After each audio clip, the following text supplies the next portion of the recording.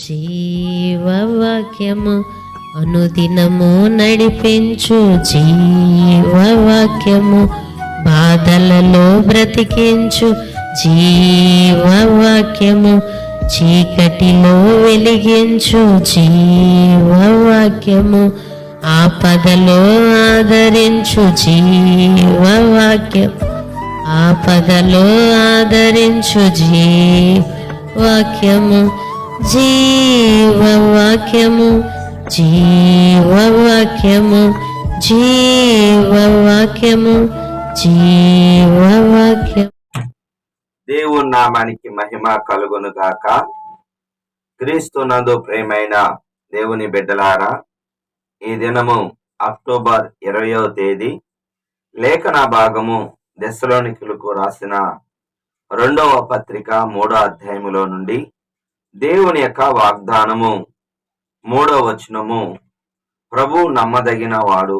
అవునండి, వాక్యం ఎంత స్పష్టంగా తెలియచేస్తుందంటే ప్రభువు ఎంతైనా నమ్మదగిన వాడు. మనము నమ్మదగిన వారిని కానప్పటికీ ఆయన ఎప్పుడు నమ్మదగిన వాడని 2 తిమోతి 2వ అధ్యాయము 13వ వచనములో స్పష్టంగా రాయబడింది. మనము నమ్మదగిన వారిని కానప్పటికీ ఆయన నమ్మదగిన వాడు. అయితే తన స్వభావమునకు విరోధముగా ఏమీ చేయడు కూడా. ఆయన మేలే చేస్తాడు కానీ కీడు చేయడు. గుర్తుపెట్టుకోండి, ఏ విషయాల్లో యేసు ప్రభువు నమ్మదగిన వాడు అంటే, మనము మన పాపాలు ఒప్పుకుంటే ఆయన మనల్ని పవిత్రపరుస్తాడనే విషయంలో 1 యోహాను రాసిన పత్రిక 1వ అధ్యాయం 9వ వచనములో, మన పాపాలు మనం ఒప్పుకుంటే ఆయన నమ్మదగిన వాడు, నీతిమంతుడు గనుక సమస్త దుర్నీతి నుండి మనల్ని పవిత్రపరుస్తాడు. అవును, మన పాపాల విషయంలో మనం కానీ ఒప్పుకుంటే ఆయన ఎంతైనా నమ్మదగిన వాడు, పవిత్రపరుస్తాడు. పాపాత్మురాలైన స్త్రీ తన పాపాలు ఒప్పుకున్నప్పుడు మరి ఆమెకి నెమ్మది సమాధానం వచ్చింది. జక్కయ్య మరి తను చేసిన అన్యాయాన్ని ఒప్పుకున్నప్పుడు, మరి తిరిగి 4 గంటలు చెల్లించినప్పుడు, నా ఆస్తిలో సగం పేదలకు ఇస్తున్నానని చెప్పినప్పుడు ఈ ఇంటికి రక్షణ వచ్చింది అని తెలియజేశాడు. అవునండి, దేవుడు ఎంతైనా నమ్మదగినవాడు. హెబ్రీయులకు రాసిన పత్రిక 11వ అధ్యాయం 11వ వచనములో స్పష్టంగా బైబిల్ తెలియచేస్తుంది. ఏమిటి అంటే, వాగ్దానం చేసిన వాడు నమ్మదగినవాడు. శారా రుద్రాలైనప్పటికీ మృతతుల్యమైన గర్భములో నుండి దేవుడు తనకి బిడ్డనిచ్చాడు, ఇస్సాకుని నవ్వును కలుగజేశాడు. వాగ్దానం చేసిన దేవుడు నమ్మదగినవాడు. గుర్తుపెట్టుకోండి. అంటే ఈ వాగ్దానము హెబ్రీయులకు రాసిన పత్రిక 6వ అధ్యాయంలో స్పష్టంగా రాయబడింది. వాగ్దానం నెరవేరాలి అంటే విశ్వాసం ఉండాలి. విశ్వాసము చేతను ఓర్పు చేతను వాగ్దానం ఫలం పొందుకోవచ్చు.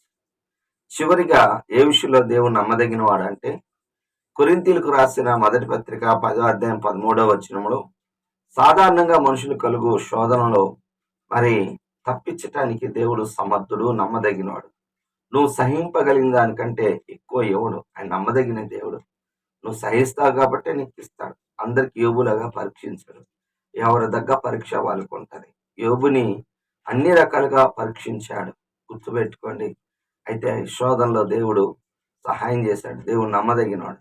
తిరిగి 2 యోబుని దీవించాడు. కనుక దేవుడు మరి మన పాపాలు ఒప్పుకుంటే నమ్మదగినవాడు. మనము శోధనలో ఉంటే నమ్మదగినవాడు, విడిపిస్తాడు. వాగ్దానం చేసినవాడు నమ్మదగినవాడు. కనుక ఆ నమ్మదగిన దేవునికి మన హృదయాన్ని అప్పచెప్పుకొని నమ్మకంగా ఉందాం, దీవించబడదాం. ఒప్పుకోవలసిన పాపం 11వ వచనము, అక్రమంగా నడుచుకొనవద్దు, పని చేయకుండా ఆహారం తినవద్దు, అక్రమంగా ఉండవద్దు అని, మరి సోమరిపోతులుగా ఉండవద్దు. ఆ దినాలలో కొంతమంది దేవుడు రాకడ వస్తుందని తిని త్రాగుదామనేసి ఏ పని చేయనప్పుడు అక్రమంగా నడుచుకుంటున్నారు. అక్రమంగా నడుచుకున్న వారికి దైవరాజ్యం కూడా ఉండదు. ప్రభా అని పిలిచి ప్రతివాడు పర్లోక రాజ్యం చేయడు కానీ తండ్రి చిత్తం చేయవాడు. ప్రభా, నీతో కలిసి మేము భోజనం చేసాం, అక్రమం చేయవాలారా నా యుద్ధ నుండి తొలగిపోండి. అవునండి, అక్రమం విషయంలో దేవుడు తీరుస్తాడు. ఆదికాండం 6వ అధ్యాయం 3వ వచనంలో, నరులు తమ అక్రమ మార్గంలోకి వెళ్ళిపోయారు. అందుకే జల ప్రళయం వచ్చింది. జాగ్రత్త, అక్రమం చేయవారిని దేవుడు గద్దిస్తాడు. అలాగనే ఆదికాండం 15 అధ్యాయం 16 అమోరీల అక్రమం నిండిన తర్వాత వాళ్ళ యొక్క భూభాగాన్ని ఇశ్రాయేలు ప్రజలకు ఇచ్చాడు. జాగ్రత్త, అక్రమం చేయవద్దు. అక్రమస్తులకి దేవుడు తీర్పు తీరుస్తాడు. క్రమంగా మర్యాదగా నడుచుకుందాం. చివరిగా 2వ వచనము, మరి దుష్టుల చేతిలో పడకుండా మరి దైవ సేవకులు మా కొరకు ప్రార్థన చేయండి. అంతటి అపొస్తలుడైన పౌలు గారే సేవకుల కొరకు ప్రార్థన చేయండి అని 1 దశలోనికలు రాసిన పత్రిక 5 అధ్యాయం 25 స్పష్టంగా రాశాడు. సహోదరులారా, మా కొరకు ప్రార్థన చేయండి. అవునండి, పేతురు చెరసాల్లో ఉన్నప్పుడు సంఘము ప్రార్థించింది, ఆసక్తితో ప్రార్థన చేసింది.